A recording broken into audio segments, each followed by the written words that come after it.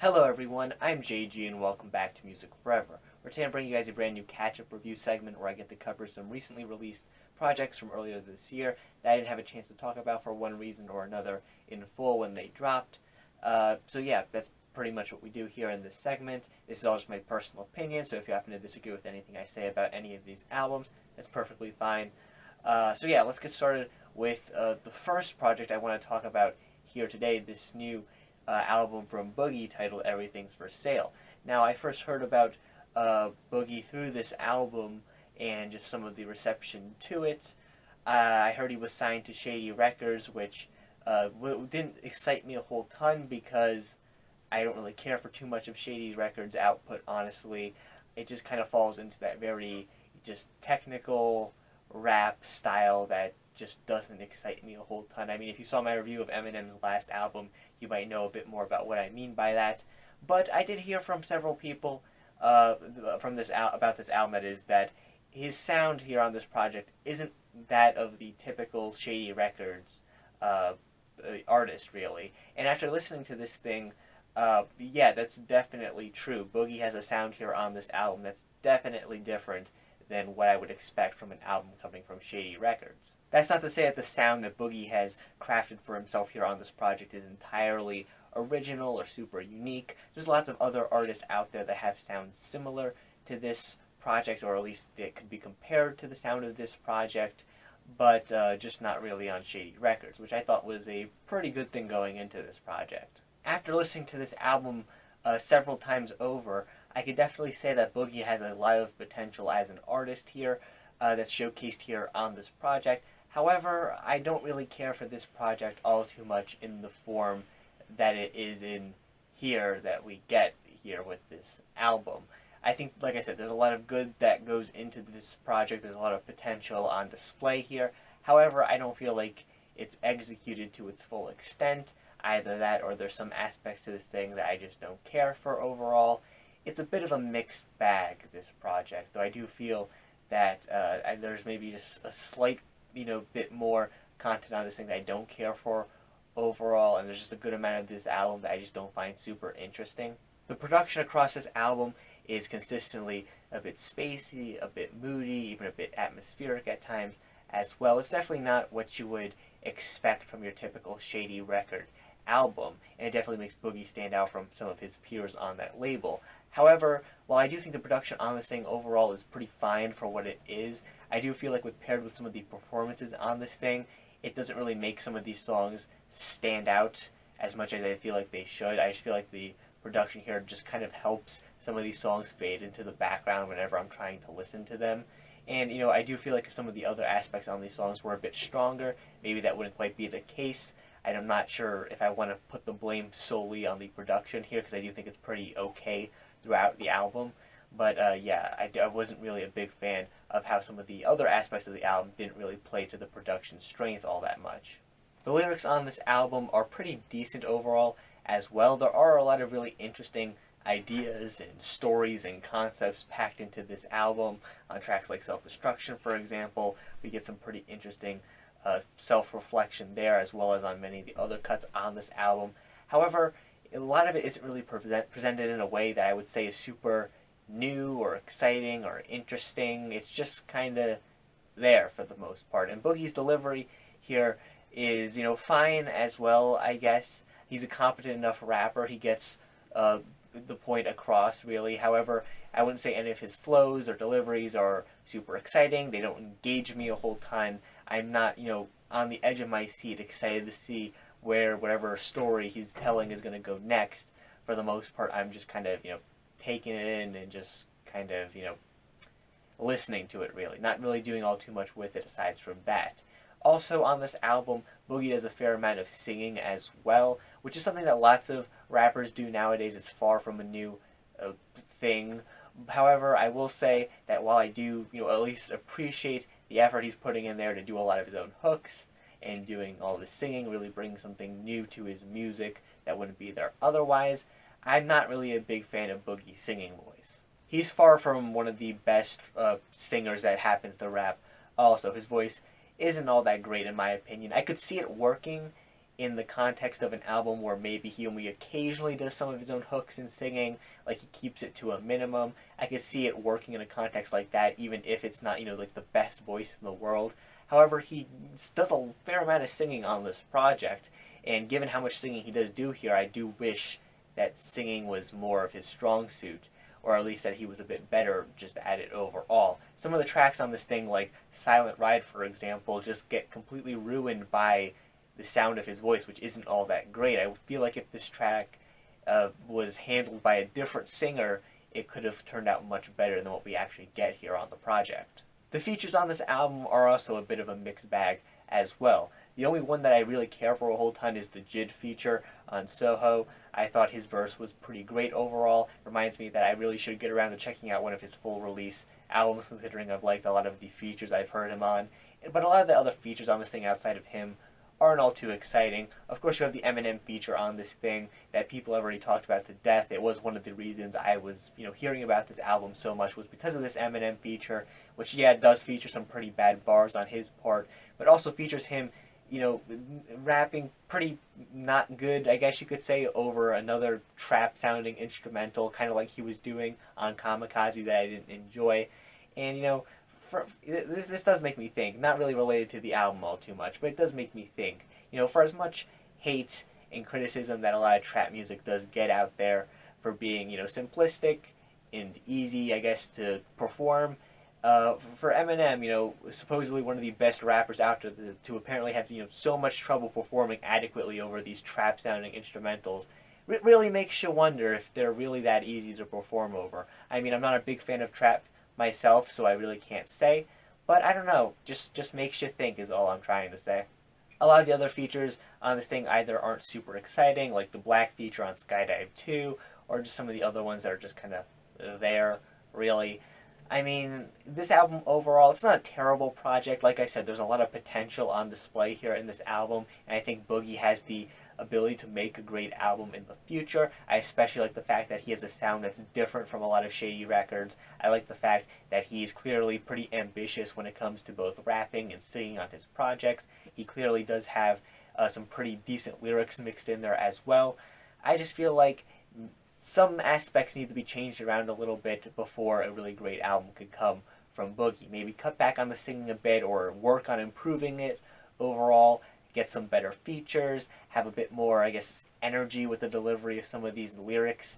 But overall, didn't care for this album too much in the state that it's in here.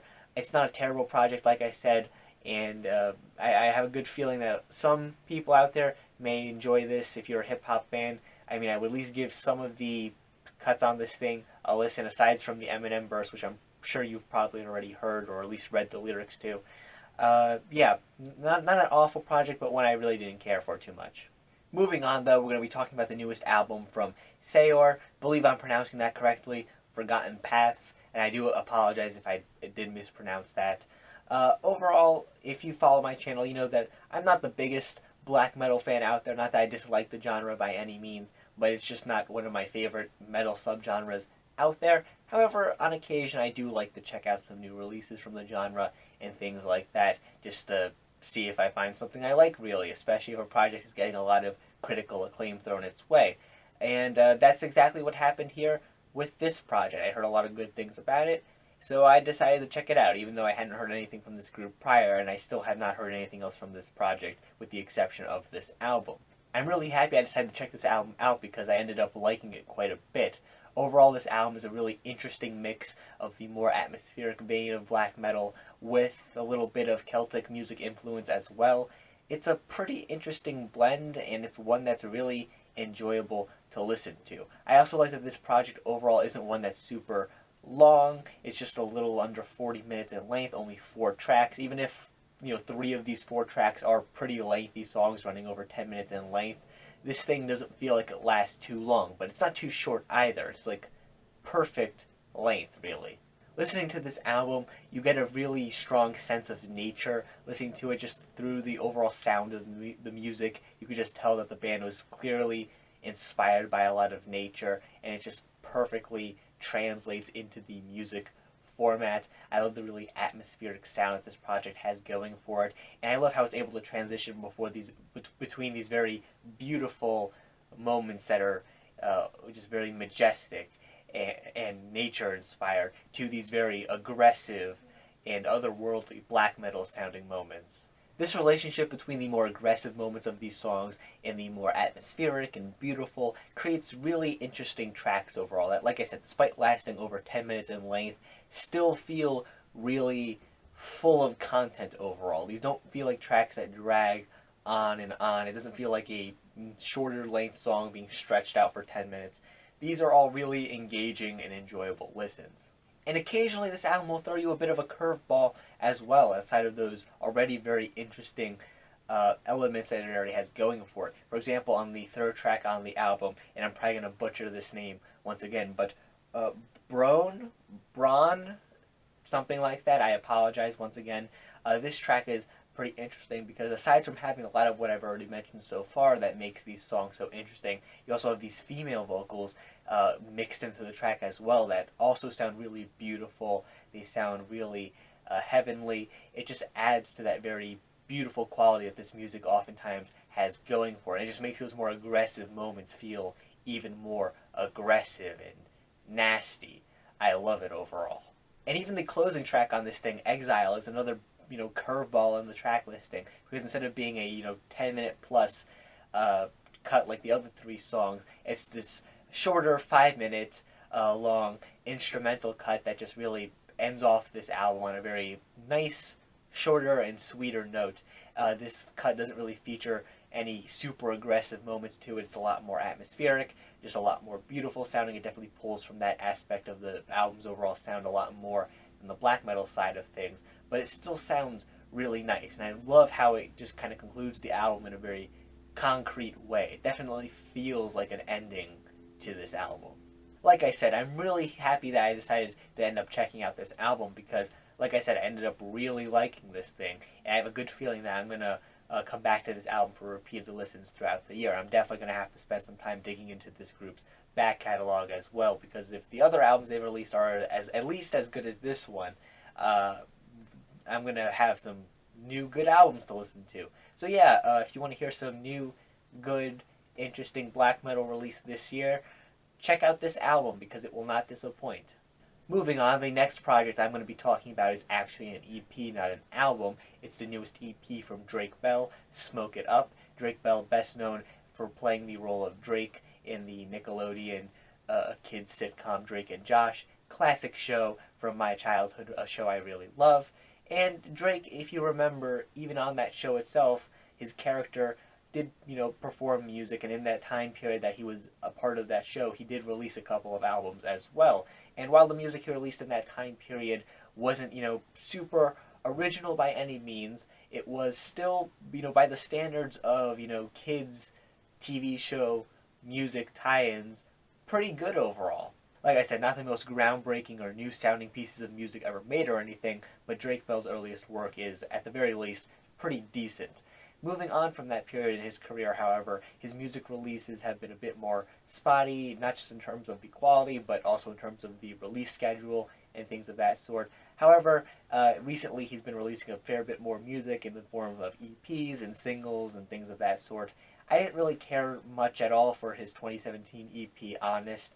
I felt like it was just pretty generic pop music, so generic that I feel like you could replace Drake Bell on that thing with any number of pop musicians and get the same result, really. It didn't have any of the just energy and just anything interesting, really, about his earliest music, which, like I said, wasn't the most original thing in the world to begin with, but Honest was just really watered down. This new EP, though, from Drake is one that is slightly better, I'll say. I still don't really care for this thing all too much, but I will at the very least say that it is definitely an improvement over the Honest EP that only came out a few years ago. The overall sound of this EP is far less overproduced than that of Honest. It feels a bit more natural overall, not quite to the same extent of Bell's earliest music, but still, comparatively speaking, a bit more natural overall. And I think it fits Bell's overall voice and delivery a lot better for the most part. The opening track on this thing, Smoke It Up, is just a very generic weed anthem pretty much. Like, the lyrics on this thing are so cliche that I'm surprised that Snoop Dogg doesn't pop up on this thing for like a feature or something. And he definitely would if offered the chance to. I mean, he appeared on Angelic to the Core of all things. Like, he's willing to appear on anything as far as I'm concerned. The production on this opening track is very smoky and very hazy, as you might expect. It's just not a super exciting track, though, in my opinion. I feel like Bell's delivery on this thing is pretty subdued, which, once again, is something that you might expect. However, it's just not super exciting, I guess. I don't know, it's just not a super thrilling track at the end of the day. The second track on this EP, The Plan, is probably my least favorite on this thing overall. It has this very modern, hip-hop influenced sound, which I guess isn't terrible in its own right. However, I'm not the biggest fan of the trap-influenced hi-hats that pop up on this thing, or Drake's kind of half-rapped, half-sung delivery on this thing either. It just feels a bit awkward. It feels a bit out of place. It doesn't really feel like he's playing to his strengths here on this track. I feel like his voice definitely fits a more rock-focused sound a lot better than it does the pop and hip-hop stylings of some of his more recent releases. And this track overall just really demonstrates why. And then the closing track on this thing, Coming Back For You, is one that, once again, isn't super exciting in my opinion. The instrumental on this thing is a bit more low-key as well. It's not terrible. It's probably my favorite instrumental out of the 3 tracks, honestly. And Bell's delivery on this thing is pretty smoky sounding, pretty smooth as well. I feel like this track also plays the most to his strengths when it comes to being a vocalist overall. I do feel like this track at the end of the day is probably the strongest cut on this entire thing. This final track also has a feature from Lil Mama. Not sure who that is, but the feature that she brings to the table here isn't one that's super exciting, honestly. It's just pretty generic sounding overall. It's probably the least interesting aspect of this final track, honestly. And overall, this EP, like I said, it's definitely an improvement over the Honest EP. This one's definitely a bit more listenable overall. I feel like the greatest weakness of this EP, though, is that it's just not super interesting. None of the instrumentals are super exciting here, or really play all that much to Bell's strengths as a vocalist overall. Like I said before, he definitely shines brightest in a rock-focused setting. He doesn't really do all too well, I feel, with the more overproduced sounding production and things like that. And he just kind of sounds there on a lot of these tracks. It doesn't really play to his strengths. He doesn't sound all that exciting here as well. It's just kind of there at the end of the day of this EP. It just kind of sits in the background as I'm listening to it. Not an awful EP necessarily, but yeah, definitely not one that I'm super excited about. And the final EP that we're going to talk about here in today's video is this newest one from Czarface, Dog Days of Tomorrow. Now, this EP was one that was only actually very recently released. I honestly could have done a full review of this thing if I wanted to. But the reason why I'm including it here in today's catch-up review segment is just because I don't have a lot to say about this thing that I would feel like I needed to make a full video on it. This EP isn't awful overall, it's just that there's so little to this thing. This is a 4-track long instrumental EP that doesn't even reach like 8 minutes in length. It's a really short project, and all the songs on this thing are really short as well, only being at most a couple minutes long. And the beats on this project, they're not bad. In fact, I would say that the sounds that they have going on in them are pretty interesting overall. I feel, honestly, that they're a bit more interesting than some of those instrumentals that popped up on the Czarface and Ghostface collaborative project that dropped only a couple weeks before this thing was released. However, the problem is here that there's so little to these beats that they're not really all that enjoyable to listen to on their own. I feel like if maybe these beats were extended out into a full instrumental to be used in a track or something, or even just extended out to be like a full instrumental track or something like that, it would be a bit more exciting than what we get here, because these things are so short. It's just kind of like they start up, they hit you with an idea, and then they're done, and they move on to the next track, and before you know it, the whole EP is over. Overall, I don't have a whole ton to say about this EP. There's not a lot to it. All these tracks are so short and to the point that even though they sound pretty decent in their own right, they're not things that I want to return to in the future all that much. It's just kind of there at the end of the day, I guess. So yeah, I guess Czarface fans, check this out. I mean, you don't really have much to lose given how short this thing is.